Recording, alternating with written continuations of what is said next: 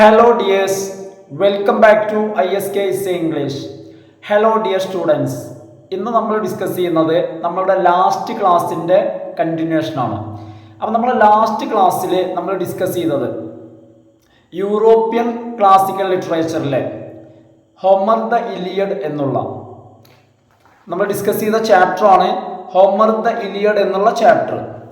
ഈ ഒരു ഒന്നാമത്തെ ബ്ലോക്കിലെ ഒന്നാമത്തെ ചാപ്റ്റർ, ആ ഒരു ചാപ്റ്ററിലെ രണ്ടാമത്തെ ക്വസ്റ്റ്യൻ, അതായത് ഇലിയഡിലെ മോട്ടീഫ് എന്താണെന്നുള്ളതാണ്. അപ്പോൾ നമ്മളെ ക്ലാസ്സിൽ നമ്മൾ കഴിഞ്ഞ ദിവസം ഇന്നലെ നമ്മൾ എന്താണ് മോട്ടീഫ് എന്ന് പറഞ്ഞിരുന്നു. മാത്രമല്ല ഈ ഒരു ഭാഗത്ത് നമ്മൾ 3 മോട്ടീവ്സ് ആണ് പറയുന്നത്: ആർമറും, ബറിയലും, അതുപോലെ തന്നെ ഫയറും. ആർമർ, ബറിയൽ, അതുപോലെ തന്നെ ഫയറും. അപ്പോൾ ഇന്നലെ നമ്മൾ ആർമറാണ് ഡിസ്കസ് ചെയ്തത്. ഇന്ന് നമ്മൾ ഡിസ്കസ് ചെയ്യുന്നത് ബറിയലാണ്. എന്താണ് ബറിയൽ? ബറിയൽ എന്ന് പറഞ്ഞു കഴിഞ്ഞാൽ ശവസംസ്കാരമാണ് ബറിയൽ. അപ്പോൾ നോക്കൂ ഫ്രണ്ട്സ്, നിങ്ങൾ ഈ വീഡിയോ കാണുന്നതിൽ ഇഗ്നോ യൂണിവേഴ്സിറ്റിയിൽ പഠിക്കുന്ന ആളുകൾ, ഫസ്റ്റ് സെം പഠിക്കുന്ന ആളുകളുണ്ടെങ്കിൽ ജസ്റ്റ് ഒന്ന് അവരൊന്ന് കമൻറ്റ് ചെയ്യുന്നുണ്ടോ ഒന്ന് അറിയാൻ വേണ്ടിയിട്ടാണ്. എന്താണെന്ന് വെച്ച് കഴിഞ്ഞാൽ സ്റ്റുഡൻസ് ആരെങ്കിലും ഇപ്പോൾ സ്റ്റുഡൻസിലേക്ക് വീഡിയോ റീച്ച് എത്തിയിട്ടുണ്ടോ ഇല്ലേ എന്നുള്ളത് അറിയില്ല. അതുകൊണ്ടാണ് ജസ്റ്റ് ഒന്ന് ആവശ്യപ്പെടുന്നത്. ജസ്റ്റ് ഒന്ന് സ്റ്റുഡൻസ് ഉണ്ടെങ്കിൽ ജസ്റ്റ് ഒന്ന് കമൻറ്റ് ചെയ്യും, ഒന്ന് അറിയാൻ വേണ്ടിയിട്ടാണ് കേട്ടോ. നോക്കൂ, അപ്പോൾ നമ്മൾ ഇന്ന് ഡിസ്കസ് ചെയ്യുന്ന മോട്ടീവ് ബറിയൽ എന്നുള്ളതാണ്, ശവസംസ്കാരം. While martial epics naturally touch upon the subjects of burial. സാധാരണ മാർഷ്യൽ എപ്പിക്കുകൾ എന്ന് പറഞ്ഞു കഴിഞ്ഞാൽ യുദ്ധവുമായി ബന്ധപ്പെട്ട, യുദ്ധത്തെ വിവരിക്കുന്ന എപ്പിക്കുകൾ സാധാരണ അവ ബറിയൽ ടച്ച് ചെയ്ത് പോകുമ്പോൾ ജസ്റ്റ് എന്ത് ചെയ്യും, ശവസംസ്കാരത്തെ പരാമർശിച്ചു പോകുമ്പോൾ അല്ലെങ്കിൽ ടച്ച് ചെയ്ത് പോകുമ്പോൾ ഹോമറിന്റെ Iliad lingers over it. Just touch ചെയ്ത് പോവല്ല, അവിടെ എന്ത് ചെയ്യുന്നുണ്ട്, ലിങ്ങർ ചെയ്യുന്നുണ്ട്. എന്ന് വെച്ച് കഴിഞ്ഞാൽ ബറിയൽ ഒരു വിഷയമായി തന്നെ എന്ത് ചെയ്യുന്നുണ്ട്, അവതരിപ്പിക്കുന്നുണ്ട്. The burial of Hector is given particular attention. ഇവിടെ എടുത്തു പറയേണ്ട ഒരു കാര്യമാണ് ഹെക്ടറിന്റെ ബറിയൽ. അല്ലെ, ഭയങ്കര ഒരു സംഭവമായിട്ടാണ് ഹെക്ടറിന്റെ ബറിയൽ നടക്കുന്നത്. ഹെക്ടറിന്റെ ഫാദർ ആയിട്ടുള്ള പ്രിയാം ഒരുപാട് റിക്വസ്റ്റ് ചെയ്തതിന് ശേഷമാണ് അക്വിലിസ് ഡെഡ് ബോഡി വിട്ടുകൊടുക്കുന്നത്. അപ്പൊ അതുകൊണ്ട് തന്നെ ഹെക്ടറിന്റെ ബറിയല് ഈ ഒരു ഇലിയഡില് പർട്ടിക്കുലർ അറ്റൻഷൻ, ഒരു പ്രത്യേക ശ്രദ്ധ പിടിച്ചു പറ്റിയിട്ടുണ്ട്. എന്തുകൊണ്ട്? As it marks the melting of Achilles crucial rage. അതായത് ഹെക്ടറിന്റെ ബറിയൽ എന്ന് പറഞ്ഞു കഴിഞ്ഞാൽ അത് കാണിക്കുന്നത് അക്വിലിസിന്റെ പകയുടെ മെൽറ്റിംഗ് ആണ്. അതായത് അക്വിലിസിന്റെ പക ഒന്ന് ഉരുകുന്നു, മെൽറ്റ് ചെയ്യുന്നു. എന്ന് വെച്ച് കഴിഞ്ഞാൽ അക്വിലിസിന്റെ പകയൊന്ന് കുറയുന്നു. അക്വിലിസിന്റെ റേജ്, അക്വിലിസിന്റെ ദേഷ്യം, അതുപോലെ തന്നെ അയാളുടെ അക്വിലിസിന്റെ ദേഷ്യവും പകയും, റിവെഞ്ച്, പ്രതികാരം. എന്താ കാര്യം? പെട്രോക്ലിയസിന് അക്വിലിസ് കൊന്നതിനുള്ള പ്രതികാരം അല്ലെ, അതൊന്ന് മെൽറ്റ് ചെയ്തു എന്നുള്ളത് കാണിക്കുന്നത് എന്താണ്? ഹെക്ടറിന്റെ ശവസംസ്കാരമാണ് അത് കാണിക്കുന്നത്. The mighty Trojan receives A spectacular funeral that comes only after an equally spectacular fight over his corpse. അതായത് മൈറ്റി വാരിയർ ആയിട്ടുള്ള, മൈറ്റി ട്രോജൻ ആയിട്ടുള്ള ഹെക്ടർ ശരിക്കും വളരെ ഗംഭീരമായിട്ടുള്ള, സ്പെക്ടാക്കുലർ, വളരെ ആഡംബരമുള്ള, നല്ല കാഴ്ചയുള്ള, വർണ്ണശബളമായിട്ടുള്ള, അല്ലേ, വളരെ അർഹിക്കുന്ന രീതിയിലുള്ള പ്രൗഢഗംഭീരമായിട്ടുള്ള ഒരു ശവസംസ്കാര ചടങ്ങ് തന്നെ ഹെക്ടറിന് ലഭിക്കുന്നുണ്ട്. അതും after an equally spectacular fight over his corpse. അവന്റെ ക്രോപ്സ്, ഹെക്ടറിന്റെ ശവശരീരത്തിനു വേണ്ടി നല്ല ഒരു യുദ്ധം നടന്ന ശേഷം, സ്പെക്ടാക്കുലർ ഫൈറ്റ്. ആർക്ക് തമ്മിലായിരുന്നു? The fight between Achilles and Priam, aged father of Hector. അല്ലെ, അറിയാലോ, ആ ഒരു ഫൈറ്റിന് ശേഷമാണ്. അതും ഒരു സ്പെക്ടാക്കുലർ ഫൈറ്റ് ആണ്. ഇപ്പൊ നമുക്കറിയാവുന്ന കാര്യമാണ്. അതായത് തന്റെ എതിരാളിയുടെ മൈറ്റും പവറും അംഗീകരിച്ചുകൊണ്ട്, മാത്രമല്ല തൻ്റെ മകനെ കൊന്ന ഹെക്ടറിന്റെ കൈ ചുംബിക്കുന്നുണ്ടാര്? പ്രിയാം. എന്തിനു വേണ്ടിയിട്ടാ? തൻ്റെ മകന് വീരോചിതമായിട്ടുള്ള ഒരു ബറിയൽ നൽകുന്നതിന് വേണ്ടിയിട്ട്. ഇനി എന്താ പറയുന്നത്? പെട്രോക്ലിയസ് burial also receives much attention in the text as Homer devotes an entire book to funeral and games in the various honor. അപ്പൊ എന്താന്ന് വെച്ച് കഴിഞ്ഞാൽ അതുപോലെ തന്നെ പെട്രോക്ലിയസിന്റെ ശവസംസ്കാരത്തിനും വളരെയധികം ശ്രദ്ധ ഇലിയഡില് ലഭിക്കുന്നുണ്ട്. എന്തുകൊണ്ട് എന്ന് വെച്ച് കഴിഞ്ഞാൽ ഇലിയഡില് ഹോമർ ഒരു പുസ്തകം തന്നെ ഫ്യൂണറിനെ കുറിച്ച് പറയാൻ, ഫ്യൂണറൽ ശവസംസ്കാരത്തെ കുറിച്ച് പറയാനും അതുപോലെ തന്നെ വാരിയേഴ്സിന്റെ മഹത്വവുമായി ബന്ധപ്പെട്ട ഗെയിംസ് അതിനെക്കുറിച്ച് പറയുന്നതിനും ഫ്യൂണറിനെ കുറിച്ച് പറയുന്നതിനും ഒരു പുസ്തകം തന്നെ ഹോമർ ഡിവോട്ട് ചെയ്യുന്നുണ്ട്. അതിനു വേണ്ടി മാത്രം മാറ്റിവെക്കുന്നുണ്ട്. ദ പോയം ആൾസോ ഡിസ്ക്രൈബ്സ്, ഇവയ്ക്കെല്ലാം പുറമെയായിട്ട് ഈ കവിത describes burials unconnected to particular characters, അതായത് ചില പ്രത്യേക വ്യക്തികളല്ലാത്ത ആളുകൾ. ഇപ്പോൾ ഹെക്ടർ, പെട്രോക്ലിയസ് ഇവരൊക്കെ എന്താണ്? പെർട്ടിക്കുലർ പേഴ്സൺസ് ആണ്. ഇവരൊക്കെ ഗ്രേറ്റ് വാരിയേഴ്സ് ആണ്, ഫേമസ് ആണ്. എന്നാൽ ഇങ്ങനത്തെവരല്ലാത്ത അൺകണക്റ്റഡ് ടു പെർട്ടിക്കുലർ ക്യാരക്ടേഴ്സ്, ചില പെർട്ടിക്കുലർ ക്യാരക്ടേഴ്സ് അല്ലാത്ത ആളുകൾ, അവരുമായി ബന്ധപ്പെട്ട അവരുടെ ശവസംസ്കാരങ്ങളും ഇവിടെ ഡിസ്ക്രൈബ് ചെയ്യുന്നുണ്ട്. സച്ച് ആസ്, ഒരു എക്സാമ്പിൾ പറയുകയാണെങ്കിൽ ഇൻ ബുക്ക് നമ്പർ 7, അതായത് ബുക്ക് നമ്പർ 7 ഹോമർ എന്തു പറയുന്നുണ്ട്? വെൻ ബോത്ത് ആർമീസ്, അവിടെ നമുക്ക് ആ ബുക്ക് നമ്പർ 7 നമുക്ക് കാണാൻ കഴിയും രണ്ട് പാർട്ടികളും, രണ്ട് ആർമികളും undertake large scale burial of their largely unnamed dead, അതായത് പേരും പ്രശസ്തിയൊന്നും ഇല്ലാത്ത സാധാരണക്കാരായിട്ടുള്ള സോൾജേഴ്സ്, അത്തരം ഒരുപാട് ഡെഡ് ബോഡീസിനെ ഇരു ആർമീസും, അതായത് ബോത്ത് ആർമീസ്, രണ്ട് ആർമീസും അവരുടെ ബറിയൽ നടത്തുന്നത് ബുക്ക് നമ്പർ 7 ഹോമർ പറയുന്നുണ്ട്. അപ്പൊ എന്താന്ന് വെച്ച് കഴിഞ്ഞാൽ ഒരു പ്രത്യേക പ്രാധാന്യത്തോടു കൂടി ബറിയൽ ഇവിടെ എടുത്തു പറയുന്നത് കാണാം. അത് പെർട്ടിക്കുലർ പേഴ്സൺസ് ആണെങ്കിലും അതുപോലെ തന്നെ നോട്ട് പെർട്ടിക്കുലർ ആണെങ്കിലും. ദ ഇലിയഡ്സ് ഇൻട്രസ്റ്റ് ഇൻ ബറിയൽ, ഈ ഒരു ഇലിയഡില് നമ്മൾ കാണുന്ന ബറിയലിലുള്ള ഈ ഒരു താല്പര്യം എന്താണ്? ഹോമറിന് ശവസംസ്കാര ചടങ്ങിൽ ഇത്ര താല്പര്യം ഇത് കാണിച്ചു തരുന്നത് എന്താണ്? കാണിച്ചു തരുന്നത്, റിഫ്ലക്റ്റ് ചെയ്യുന്നത് the interest of ancient Greek culture as a whole, which is trusted proper burial as a requirement for a soul's peaceful rest. ഇത് കാണിക്കുന്നത് പുരാതന ഗ്രീക്ക് സംസ്കാരമാണ്, അവരുടെ വിശ്വാസമാണ്. എന്താണ് അവർ വിശ്വസിച്ചിരുന്നത്?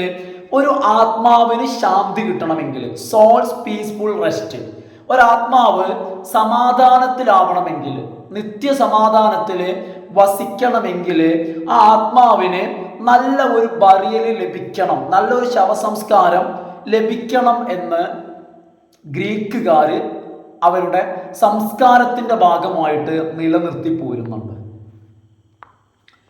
ഇറ്റ് ആൾസോ റിഫ്ലെക്ട്സ്, ഇതോടൊപ്പം തന്നെ മറ്റൊരു കാര്യവും ഇവിടെ പ്രതിഫലിക്കുന്നുണ്ട്. എന്താന്ന് വെച്ച് കഴിഞ്ഞാൽ the grim outlook at the Iliad, it's interest in the relentlessness of fate. അതുപോലെ ഇവിടെ നമ്മൾ കാണുന്നത് grim outlook of the Iliad. Iliad എന്ന് പറയുന്ന ഈ വാർക്കവിതയിൽ കാണുന്ന അല്ലെങ്കിൽ പ്രതിപാദിക്കുന്ന വളരെ ഗൗരവമുള്ള ഒരു കാഴ്ചപ്പാട്, വളരെ ശക്തമായിട്ടുള്ള ഗ്രിം അല്ലെങ്കിൽ വളരെ ഭീകരമായിട്ടുള്ള ഗൗരവമുള്ള ഒരു ഔട്ട്ലുക്ക്, ഒരു കാഴ്ചപ്പാട്, ഒരു ആറ്റിറ്റ്യൂഡ് നമ്മൾ ഇതിൽ കാണുന്നുണ്ട്. It's interest in relentlessness of fate, അതുപോലെ തന്നെ the impermanence of human life, അതായത് മനുഷ്യ ജീവിതത്തിന്റെ ഇംപെർമനൻസ് ഇന്നലെ പറഞ്ഞിരുന്നു. അതായത് ഷോർട്ട്, മനുഷ്യ ജീവിതം എന്നുള്ളത് വളരെ ഷോർട്ടാണ്. അതുപോലെ തന്നെ മറ്റൊന്ന് പറയുന്നത് റെലന്റ്ലെസ്നെസ് ഓഫ് ഫേറ്റ്, വളരെ ക്രൂരമായിട്ടുള്ള വിധി, നമ്മൾ വിധിയുടെ വിളയാട്ടം എന്നൊക്കെ പറയില്ലേ, ഈ രണ്ട് കാര്യങ്ങളിലും ഈ പുസ്തകത്തിന്റെ ഈ രണ്ട് വിഷയങ്ങളിലുള്ള ഇൻട്രസ്റ്റും ഇവിടെ എന്ത് ചെയ്യുന്നുണ്ട്, പ്രതിഫലിക്കുന്നുണ്ട്. ഇത്രയാണ് നമുക്ക് ബറിയലിനെ കുറിച്ച് പറയാനുള്ളത്. അടുത്ത ഒരു മോട്ടീഫ് എന്ന് പറയുന്നത് ഫയർ ആണ്. അടുത്ത മോട്ടീഫ് എന്താ? ഫയർ ആണ് അടുത്ത motif. Fire emerges as recurrent image in the Iliad. ഈ ഇലിയഡില് ഫയർ എന്നുള്ളത് ഒരു റിക്കറന്റ് ഇമേജ് ആണ്. എന്ന് വെച്ച് കഴിഞ്ഞാൽ നമുക്ക് ഈ കവിതയുടെ ആദ്യം മുതൽ അവസാനം വരെ ഇടക്കിടക്ക് ഫയറിനെ കാണാം. അതാണ് റിക്കറന്റ് ഇമാജിൻ. ഇടക്കിടക്ക് ഫയർ പല രീതിയിലും പല തലത്തിലും വരുന്നുണ്ട്. Often associated with internal passions such as Fury or rage. ചിലപ്പോ ആ ഒരു ഫയർ വരുന്നത് മനുഷ്യന്റെ ഇന്റേണൽ പാഷൻസ്, മനുഷ്യന്റെ ഉള്ളിലെ ആഗ്രഹങ്ങള്, ചിന്തകള്, മനുഷ്യന്റെ ഉള്ളിലെ വികാരങ്ങളെ കാണിക്കാൻ വേണ്ടിയിട്ട്. ഏതുപോലെ എന്ന് വെച്ച് കഴിഞ്ഞാൽ സച്ച് ആസ് ഫ്യൂരി, അതുപോലെ തന്നെ റേജ്, ദേഷ്യം, പക. ഇതുപോലെ മനുഷ്യന്റെ ഉള്ളിൽ, പ്രത്യേകിച്ച് അക്കിലിസിന്റെ ഉള്ളിൽ, അക്കിലിസാണ് ഇവിടെ ഈ ഒരു വാർപോയത്തിന്റെ ആദ്യം തൊട്ട് അവസാനം വരെ വളരെ ഫയറിൽ റേജ് ആയിട്ട് നിൽക്കുന്ന ഒരു കഥാപാത്രം. But also with there external manifestations. അതേപോലെ തന്നെ അപ്പൊ ഒന്ന് പറഞ്ഞത് ഇന്റേണൽ പാഷനാണ്. ഇന്റേണൽ പാഷനായിട്ട് എന്ത് വരുന്നുണ്ട്? ഫയർ വരുന്നുണ്ട്. അതുപോലെ തന്നെ എക്സ്റ്റേണൽ മാനിഫെസ്റ്റേഷൻ എന്ന് വെച്ച് കഴിഞ്ഞാൽ അതിൻ്റെ ബാഹ്യമായ പ്രകടനങ്ങൾ, അതായത് ഉള്ളിലെ ദേഷ്യം പുറത്തേക്ക് വരും. അതിൻ്റെ എക്സ്റ്റേണൽ മാനിഫെസ്റ്റേഷൻ എന്ന് പറഞ്ഞാൽ യുദ്ധക്കളത്തില് ഹൊമർ കാട്ടിയത് അല്ലെ, യുദ്ധക്കളത്തില് ഹെക്ടറിനോടുള്ള അക്വിലിസിന്റെ സമീപനം, അക്വിലിസ് കാണിച്ചത് അല്ലെ. നമുക്കറിയാം ജസ്റ്റ് വൺ ചാർജ്, ഒരൊറ്റ ചാർജിലാണ് അക്വിലിസ് എന്തു ചെയ്തത്? ഹെക്ടറിനെ കൊന്നൊടുക്കിയത്. മാത്രമല്ല ഇന്റേണൽ ഓർഗൻസ് അല്ലെ എല്ലാം എന്ത് ചെയ്ത് പുറത്തേക്ക് വന്ന് ഭീകരമായിട്ടുള്ള ഒരവസ്ഥ. അപ്പൊ എന്താന്ന് വെച്ച് കഴിഞ്ഞാൽ അത് external manifestation of internal passions ആണ്. ഉള്ളിലെ പാഷൻസിന്റെ എക്സ്റ്റേണൽ മാനിഫെസ്റ്റേഷൻ. ഇത് കാണിക്കാനും എന്ത് ചെയ്യുന്നുണ്ട്? ഫയർ ഉപയോഗിക്കുന്നുണ്ട്. Homer describes അക്വിലിസ്. അക്വിലിസിനെ കുറിച്ച് ഹോമർ എന്താണ് പറയുന്നത്? അക്വിലിസിനെ ഹോമർ എങ്ങനെ ഡിസ്ക്രൈബ് ചെയ്യുന്നു? Blazing in book 1. ബുക്ക് 1 അക്വിലിസിനെ കുറിച്ച് പറയുന്നത് ബ്ലേസിംഗ്. അക്വിലിസ് ഇങ്ങനെ എന്ത് ചെയ്യാണ്? കത്തിയാളുകയാണ്, ജ്വലിക്കുകയാണ്. തൻ്റെ ദേഷ്യം കൊണ്ട്, തൻ്റെ ഉള്ളിലുള്ള പക, 2 പകയാണ്. ആദ്യത്തെ നമുക്കറിയാം അക്വിലിസിന് ലഭിച്ച വാർ ബ്യൂട്ടി ബ്രൈസിസ്. ആ ബ്രൈസിസിനെ അടിമ സ്ത്രീയാണ്. ആ സ്ത്രീയെ മെനലോസ് അഗമെമ്നോൻ, ലീഡർ ആയിട്ടുള്ള അഗമെമ്നോൻ അവകാശപ്പെട്ടതിലുള്ള പക.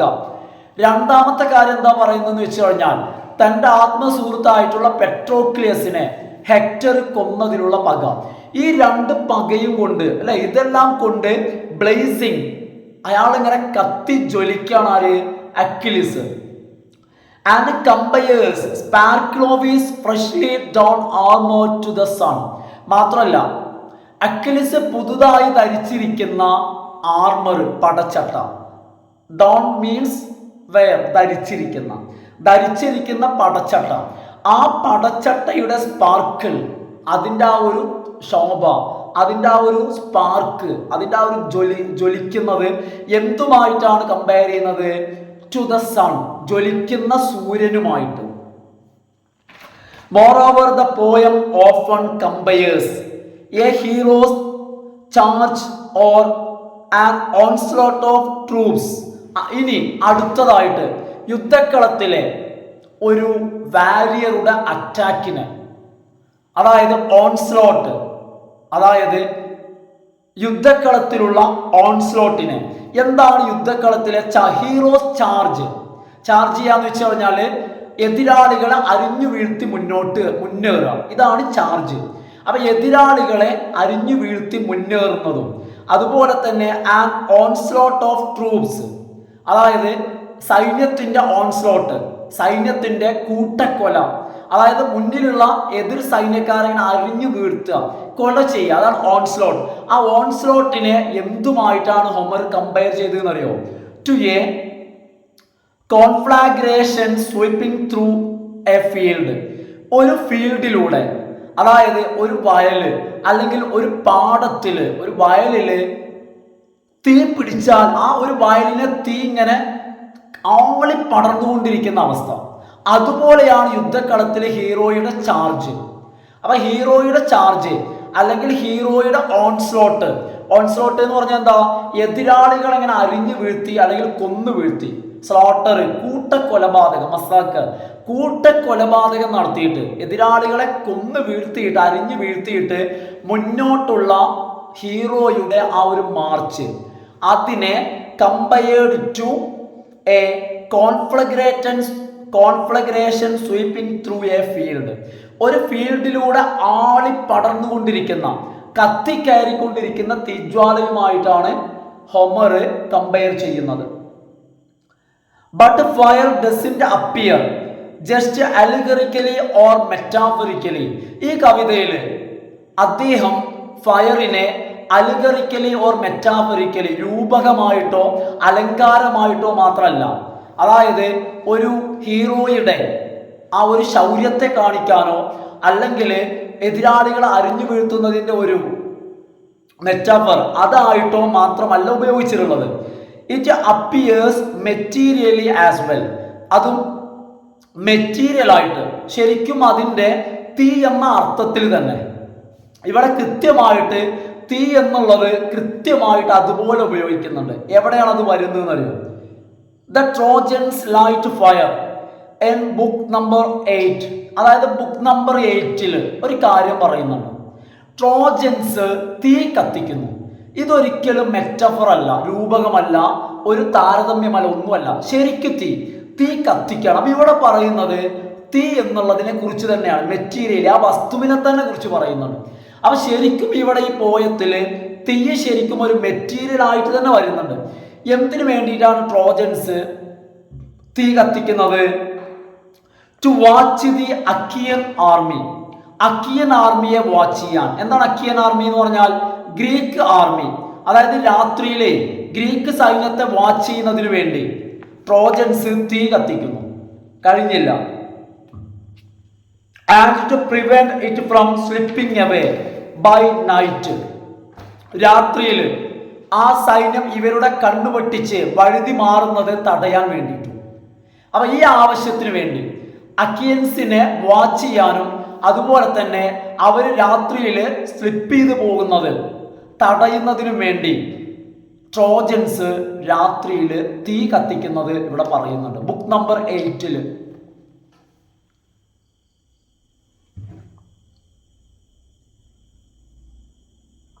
They constantly threaten the Achaean ships with fire. ഇത് മാത്രമല്ല, ട്രോജൻസ് നിരന്തരം ത്രെട്ട് ചെയ്യുന്നുണ്ട്, ഭീഷണിപ്പെടുത്തുന്നുണ്ട് അക്കിയൻസിനെ. അക്കിയൻസിന്റെ ഷിപ്പിൽ തീയിടുമെന്ന് പറയല് മാത്രമല്ല,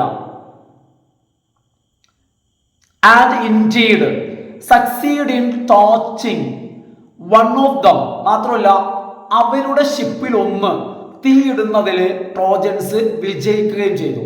നിരന്തരം ഷിപ്പിൽ തീയിടുമെന്ന് പറഞ്ഞ് ഭയപ്പെടുത്തിയിരുന്നു.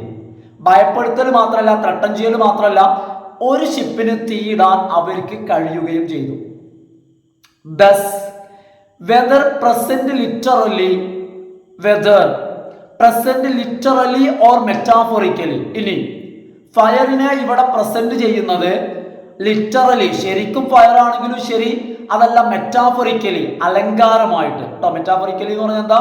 അലങ്കാരമായിട്ടാണെങ്കിലും ശരി, അതല്ല അതിന്റെ ലിറ്ററൽ മീനിങ്, അതിന്റെ വാക്കർത്ഥത്തിലാണെങ്കിലും ശരി. ഇവിടെ the frequency with which fire appears in the Iliad indicates.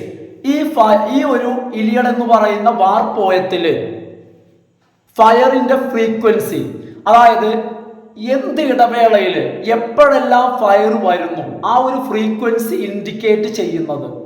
എന്തിനെയാണ് ഫയറിന്റെ ഫ്രീക്വൻസി? ഫയറിന്റെ ഫ്രീക്വൻസി എന്ന് പറഞ്ഞാൽ എപ്പോഴെല്ലാം ഫയർ വരുന്നു.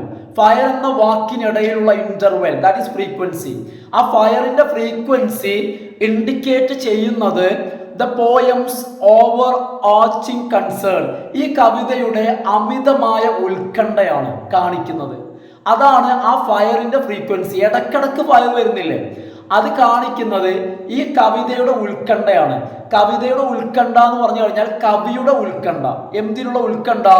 വിത്ത് instances of profound power and destruction. എന്തിനുള്ള ഉത്കണ്ഠ? വളരെ അഗാധമായിട്ടുള്ള, വളരെ ശക്തമായിട്ടുള്ള പവറിലും അതുപോലെ തന്നെ ഡിസ്ട്രക്ഷൻ. പവറിലും നാശത്തിലും. ഡിസ്ട്രക്ഷൻ എന്ന് പറഞ്ഞാൽ നശിപ്പിക്കാം. യുദ്ധം എന്ന് പറയുമ്പോൾ നമുക്കറിയാം അത് ഡിസ്ട്രക്ഷന്റെ സിമ്പലാണ്. യുദ്ധം ഉണ്ടായി കഴിഞ്ഞാൽ രണ്ട് വാറിംഗ് പാർട്ടീസിനും എന്തുണ്ടായിരിക്കും? നഷ്ടം ഉണ്ടായിരിക്കും. അപ്പൊ ഈ കവിതയിൽ കൃത്യമായിട്ട് എന്തുണ്ട്? ഫയർ എന്നുള്ളത് കൃത്യമായിട്ട് കൺസേൺ ആണ്. ഫയറിന്റെ ഫ്രീക്വൻസി കൺസേൺ ആണ്. എന്തിനുള്ള കൺസേൺ? അതായത് പവറിന്റെ കാര്യത്തിലും, പവറും അതുപോലെ തന്നെ ഡിസ്ട്രക്ഷൻ, രണ്ട് കാര്യങ്ങളാണ്. പവറിന്റെയും അതുപോലെ തന്നെ ഡിസ്ട്രക്ഷന്റെയും കാര്യത്തിൽ ഈ രണ്ടുമായും ബന്ധപ്പെട്ട കൺസേൺ ആണ് ഫയറിന്റെ ഫ്രീക്വൻസി കാണിക്കുന്നത്. അപ്പൊ നമ്മൾ ഇത്രയും ഡിസ്കസ് ചെയ്തത് മോട്ടീവ്സ് ആണ് ഫ്രണ്ട്സ്. നമ്മൾ മൂന്നെണ്ണമാണ് നമ്മൾ ഡിസ്കസ് ചെയ്തത്. ആർമർ, ബറിയൽ, അതുപോലെ തന്നെ ഫയർ. അപ്പൊ ഞാൻ നേരത്തെ പറഞ്ഞിരുന്നു, ഇഗ്നോയുടെ സ്റ്റുഡൻസ് വീഡിയോ കാണുന്നുണ്ടെങ്കിൽ, അതായത് ഇഗ്നോയുടെ സ്റ്റുഡൻസ് ആരെങ്കിലും സബ്സ്ക്രൈബ് ചെയ്ത് വന്നിട്ടുണ്ടോ എന്ന് എനിക്കറിയില്ല. അതുകൊണ്ടാണ് നിങ്ങൾ കാണുന്നുണ്ടെങ്കിൽ നിങ്ങൾ അഭിപ്രായം ഒന്ന് കമൻറ്റ് ചെയ്യണം. കാരണം നിങ്ങൾക്ക് വേണ്ടിയാണല്ലോ ഇത്തരം ഒരു നോട്ട്സ് പ്രൊവൈഡ് ചെയ്തുകൊണ്ടുള്ള ഒരു വീഡിയോ ചെയ്യുന്നത്. അപ്പോൾ എന്ത് ചെയ്യുക? നിങ്ങൾ തീർച്ചയായിട്ടും ഒന്ന് കമൻറ്റ് ചെയ്യുക. അതുപോലെ തന്നെ ജസ്റ്റ് എനിക്കൊന്ന് അറിയാൻ വേണ്ടിയിട്ടാണ്. ഒന്ന് ലൈക്ക് ചെയ്യുകയൊക്കെ ചെയ്യാം. അതുപോലെ തന്നെ ആദ്യമായി കാണുന്ന ആളുകൾ സബ്സ്ക്രൈബ് ചെയ്യാം, ലൈക്ക് ചെയ്യാം. Okay, thanks for watching.